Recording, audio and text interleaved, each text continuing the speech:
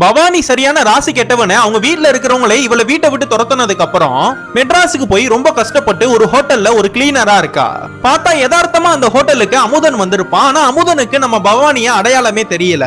இந்த பொண்ணு அவனையே பார்த்து அழுதுட்டு இருக்கும் போதுதான் அவன் இந்த பொண்ணு கிட்ட ஏன் அழுகுறீங்கன்னு கேக்குறான். அதுக்கு இந்த பொண்ணு அமுதன்னு கூப்பிடுறா. அதுக்கப்புறம் தான் இவனுக்கு பவானின்னு தெரிய வருது. ரெண்டு பேருமே பேசிக்கிறாங்க.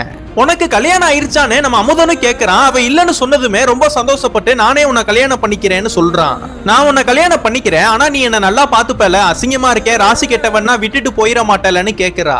நீ எல்லாரு கண்ணுக்குமே அசிங்கமா தெரியலாம், ராசி கெட்டவளா தெரியலாம், ஆனா என் கண்ணுக்கு நீ அழகா தான் தெரியவ, நான் உன்னை நல்லா பாத்துப்பேன்னு சொல்றான். நம்ம பவானியும் அமுதனை கல்யாணம் பண்ண போறமேன்னு ரொம்ப சந்தோஷமா ஹாப்பியா இருக்கா. நம்ம அமுதனும் கல்யாண பத்திரிகைனா அடிச்சுட்டு வந்து நம்ம பவானி கிட்ட கொடுத்து நீ கண்டிப்பா வரணும்னு கூப்பிடுறான். நம்ம பவானியும் அந்த பத்திரிகையை பார்த்து நமக்கு கல்யாணம் ஆக போதுன்னு ரொம்ப சந்தோஷப்படுறா. அதுக்கப்புறம் இவ ஹோட்டல்ல பட்டு புடவனா கட்டிட்டு கல்யாணம் பண்றதுக்காக கிளம்புறப்ப லிப்டுக்குள்ள போலாமேன்னு பாக்குறப்ப அந்த லிப்டுக்குள்ள இருக்கிற பொண்ணு அதுக்குள்ள டோரை க்ளோஸ் பண்ணிடுறா.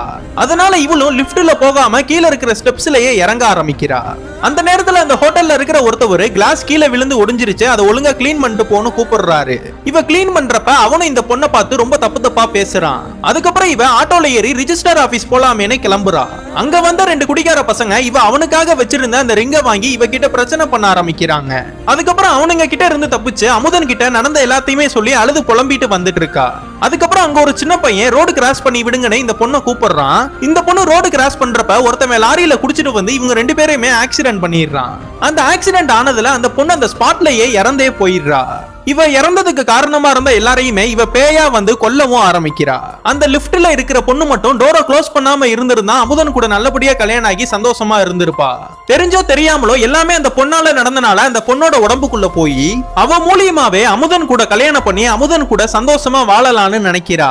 இதெல்லாம் தெரிஞ்சுக்கிட்ட நம்ம அமுதனும் நான் இவளை கல்யாணம் பண்ணேனா நான் உனக்கு பண்ற துரோகம்னு நான் உன் கூடயே வந்துடுறேன்னு அந்த இடத்துல சூசைட் பண்ணி இறந்துடுறான்.